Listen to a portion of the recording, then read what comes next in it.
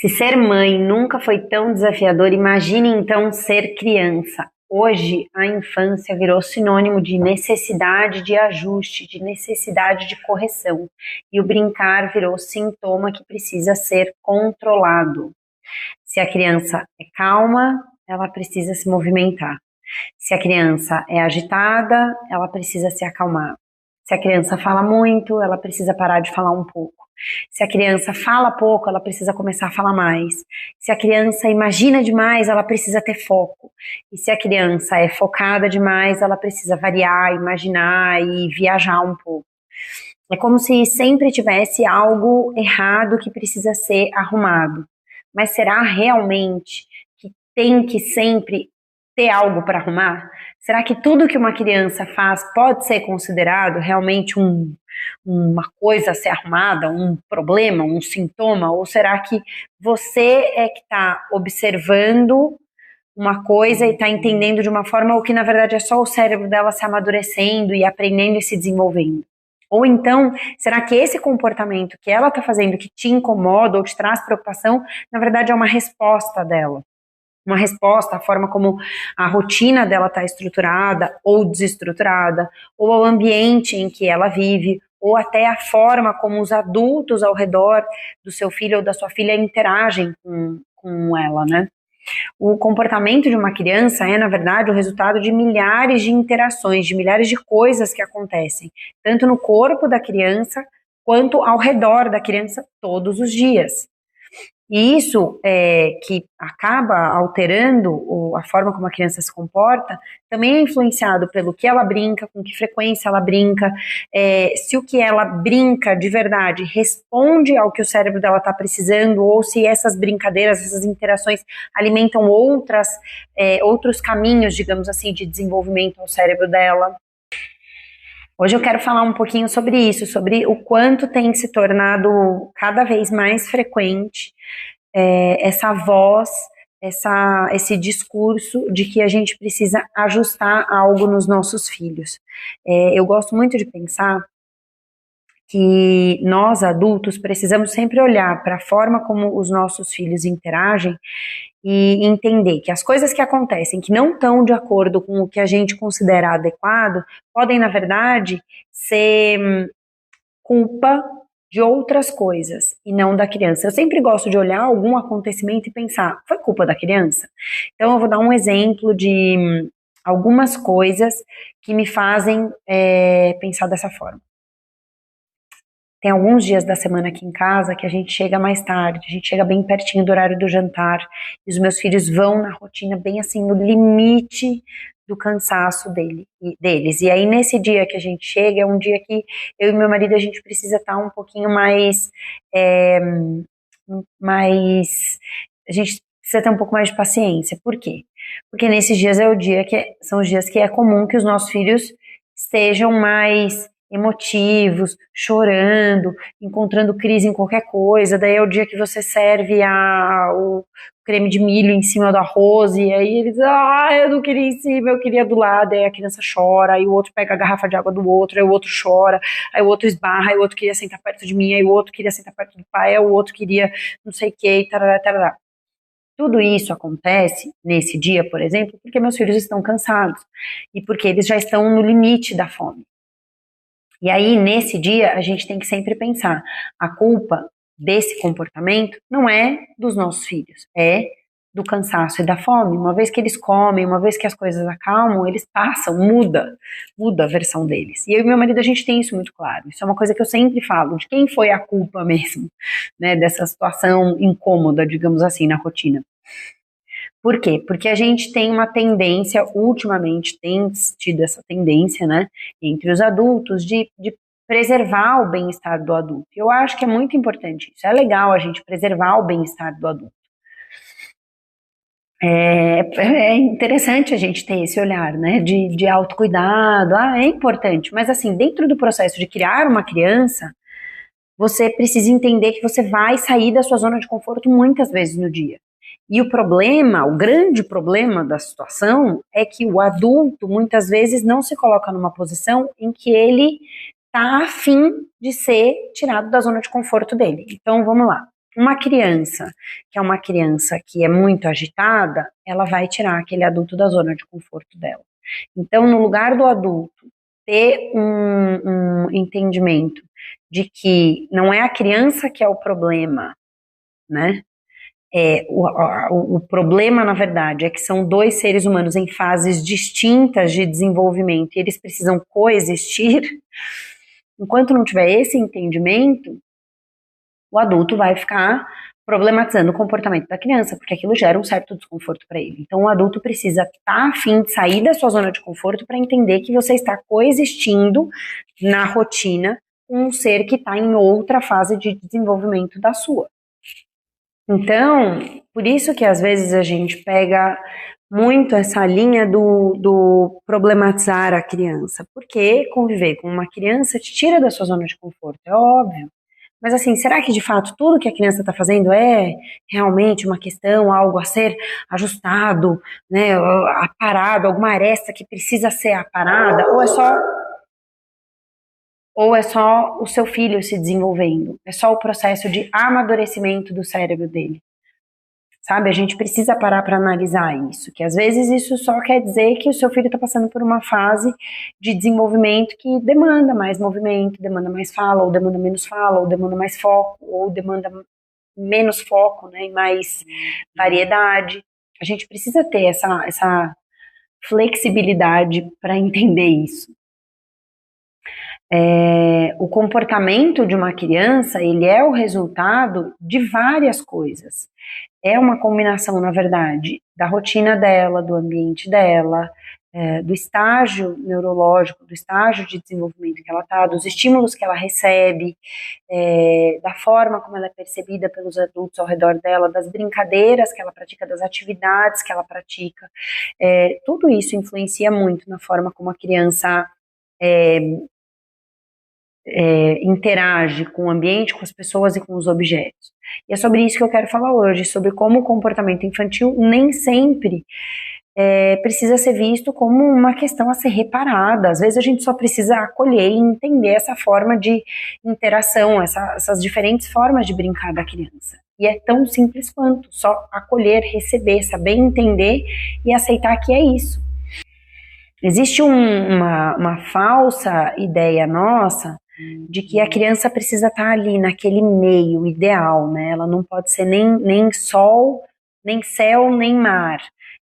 Mas na verdade a criança aprende pelos extremos, a criança precisa experimentar os dois lados, né? Ela vai para o movimento, ela vai para o repouso, ela vai para o silêncio, ela vai para a fala, ela vai para o foco, ela vai para a dispersão, para ela conseguir inclusive encontrar esse equilíbrio dela. Tá? Então, as áreas do cérebro que são ligadas à autorregulação, a parte que controla, por exemplo, o controle inibitório, na verdade o cérebro inteiro, ele está em desenvolvimento. Isso significa que esses, vamos dizer assim, exageros comportamentais fazem parte do caminho. É a criança entendendo qual é o equilíbrio ideal desse sistema dela que está em formação. A criança que precisa de muito movimento, para quem, né, não está acostumado a conviver com uma criança em desenvolvimento, vai entender que essa criança pode ser hiperativa. Mas, na verdade, ela pode estar só tentando entender o seu corpo, entender o espaço ao redor dela. E aí, se a rotina dela não oferece oportunidades para ela ter esse gasto de energia em brincadeiras, esse movimento, ele vai explodir, essa necessidade de movimento vai explodir em movimentos que são inoportunos. E aí, às vezes, vai se transformar em birra, em grito, em agressividade ou em comportamentos mais inapropriados.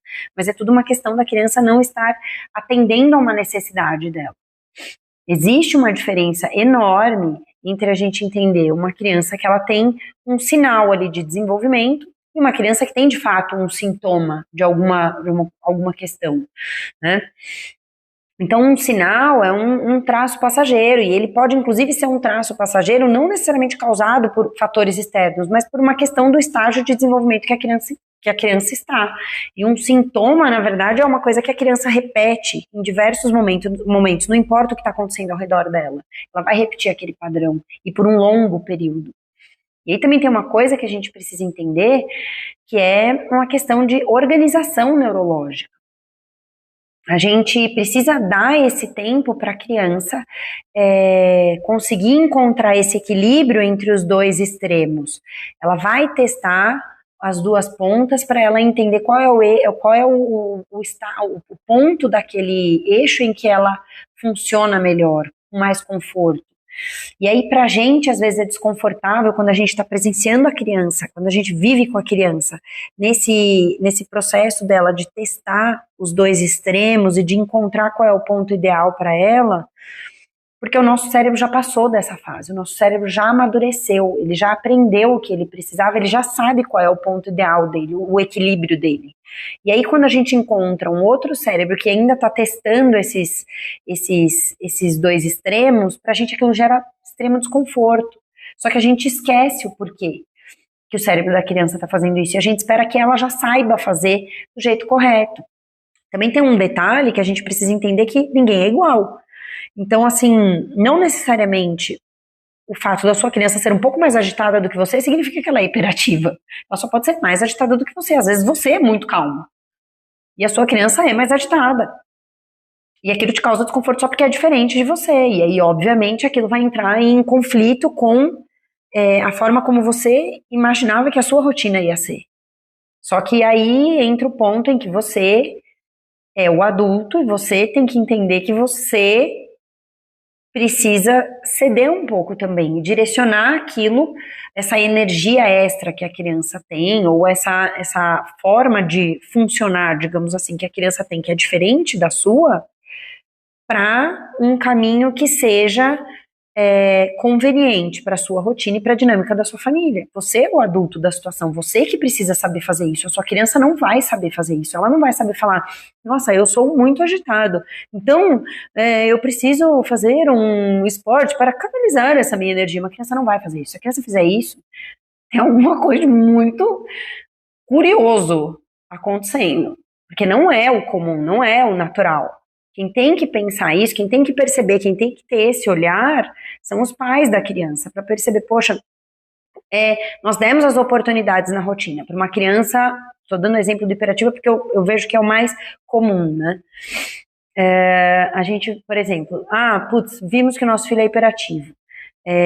Canalizamos a energia dele, tentamos achar formas para ele canalizar essa energia, para ele, inclusive, vivenciar experiências na rotina, para que ele pudesse amadurecer esse processo e encontrar o ponto de equilíbrio entre a calma e a agitação dele, para ele funcionar bem. E o ponto dele é um pouco acima do nosso. E ainda assim não tá batendo no mesmo ritmo. A forma sua de operar, a forma do seu companheiro, da sua companheira de operar e do seu filho ou da sua filha.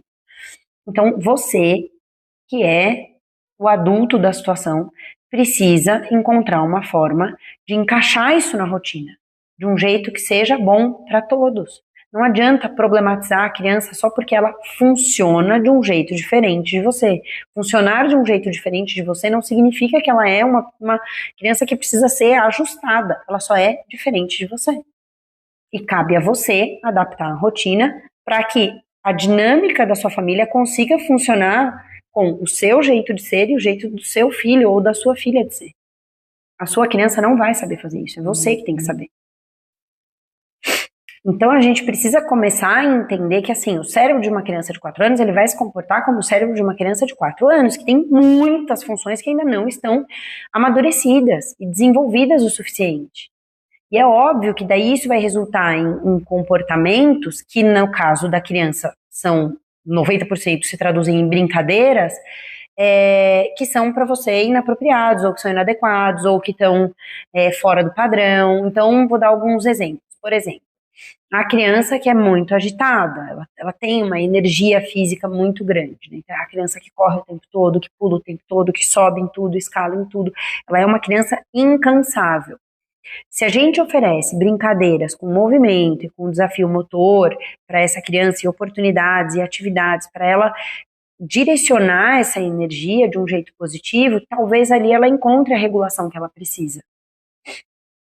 E vamos supor, outro exemplo, a criança que repete a mesma brincadeira todos os dias. Então, todos os dias tem o mesmo tema, são os mesmos blocos ou a mesma brincadeira de faz de conta. Isso não significa que a criança, nossa, meu Deus, tem algo preocupante, ela está estagnada. Na verdade, o que está acontecendo, muito possivelmente, é que o cérebro dela está tentando se aprofundar naquele assunto. Porque a criança encontra o domínio sobre um conhecimento quando ela repete com frequência. Aí um outro exemplo, a criança que fala sozinha, ela conversa brincando. Aí os pais olham a criança brincando e falam, meu Deus do céu, o que está acontecendo com essa criança? Tem alguma questão ali socioemocional que precisa ser aprofundada. Não, gente, muito provavelmente essa criança só está tentando organizar os pensamentos dela. Mais para frente, essas brincadeiras dela falando sozinha vai virar um pensamento mais estruturado. O problema não está na brincadeira, não está na forma como a sua criança brinca. O problema está na nossa pressa de querer consertar o que ainda está em formação. A gente quer consertar o que ainda está em formação. Olha isso, que incrível, né? Então, se o seu filho está numa fase de uma brincadeira, de um tipo de comportamento, que para criança, todo tipo de comportamento é uma brincadeira, a criança brinca o tempo todo, tá? Então, se a sua criança está num comportamento, numa brincadeira, que te incomoda, ou que te chama atenção, ou que te causa dúvidas, do meu ponto de vista, é o que você tem que fazer. Trazer mais oportunidades ainda para essa criança fazer esta forma de brincar. Desde que ela seja, obviamente, uma coisa segura para ela e segura para quem está ao redor dela e, né, não seja realmente inapropriado. Então, assim, você, por exemplo, a criança que gosta de movimento, você vai trazer mais oportunidades para ela se movimentar. A criança que gosta de brincar de brincadeira sensorial, você vai trazer mais brincadeira sensorial para o dia dela.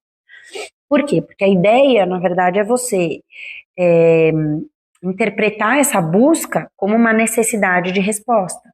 Então, você cria mais oportunidades para você aumentar a chance do cérebro dela encontrar as respostas. Uma vez que a criança encontra a resposta, ela evolui para a próxima fase do brincar. Por quê? Porque ela vai encontrando aqueles pontos de equilíbrio, ela vai achando as respostas e encontra o ponto de equilíbrio para determinados comportamentos, evolui para o próximo passo. Então, a gente sempre tem que pensar nisso. Antes de você problematizar um comportamento, uma brincadeira da sua criança, traga mais oportunidades ainda na rotina para ela praticar aquela forma de brincar. E aí você observa, a tendência natural é que a criança, estando exposta a mais oportunidades de brincar, ela aprenda o que ela precisa e evolua para o próximo passo. E isso é o mais importante. Isso é, inclusive, o que você tem que observar. Se você apresenta diversas oportunidades e você observa uma evolução. E a evolução, não estou falando de hoje para amanhã, tem que dar um espaço de tempo, porque às vezes a criança está, inclusive, num processo de repetição para aprofundar o conhecimento daquele assunto. Então, se você, por exemplo, apresenta uma brincadeira sensorial, no caso do meu filho atípico, ele tem uma busca sensorial muito grande. Apesar dele ser uma criança de 7 anos, ele ainda tem um traço muito forte do brincar dele na fase sensorial. Então, é natural que eu apresente para ele brincadeiras sensoriais e ele fique por um tempo maior dentro da brincadeira sensorial para que eu consiga perceber uma evolução. Mas eventualmente você vai perceber. E o que você tem que pensar é que assim, é como se você visse só a ponta do iceberg. Quando a criança está brincando, você só vê a ponta do iceberg. Às vezes ela está na mesma brincadeira e você fala, cara, não é possível. Ela não vai mudar essa forma de brincar, não vai evoluir, não vai evoluir. Ela evolui, ela está evoluindo já. Só que a parte que ela está evoluindo ainda está embaixo da água. É a parte submersa do iceberg e você não consegue perceber. E aí, de um dia para o outro, você percebe a mudança. E isso é muito legal. Esse dia que você consegue. Só que você só consegue fazer isso se você tiver um olhar um pouquinho mais refinado para perceber alguns traços das diferentes formas de brincar, dos diferentes estágios do brincar dentro do processo de desenvolvimento da criança, que você não precisa ser nenhum especialista para isso, você só precisa saber um pouquinho mais sobre como são as formas de brincar e os estágios da brincadeira ao longo da primeira infância. Então a gente precisa ter em mente isso, que o que vai ajudar o seu filho ou a sua filha sair dessa brincadeira que você às vezes, né, dessa forma de brincar, que está te causando um desconforto, uma dúvida que é inconveniente para você, é deixar ela brincar mais vezes disso. E aí cabe a você direcionar para que seja uma forma de brincar conveniente para a rotina da sua família, para a sua, né, conveniência também. Porque quanto mais chance a gente dá da criança brincar, mais ela aprende, se desenvolve, mais rápido ela vai amadurecendo também. Eu acho que ser criança nunca foi tão difícil porque a gente nunca esperou tanto dos nossos filhos quanto a gente espera hoje. Talvez até porque a gente sabe o potencial que a primeira infância tem. Mas a minha ideia é aqui justamente mudar o seu olhar para conseguir respeitar um pouco melhor os processos de desenvolvimento dos seus filhos e oferecer na rotina de um jeito leve para você os estímulos corretos, apropriados, sem você também ficar sobrecarregado. Então, se você quer entender um pouquinho mais sobre as diferentes formas de brincar e como usar as brincadeiras na rotina para potencializar o desenvolvimento do seu filho e da sua filha de um jeito que seja leve para você e aplicável na sua rotina, vem comigo na Jornada da Rotina Divertida. Eu vou deixar aqui embaixo no link desse vídeo o meu perfil do Instagram também, para você me seguir lá tem muito conteúdo legal, para você poder receber todos os dias, tá bom? Até o próximo vídeo.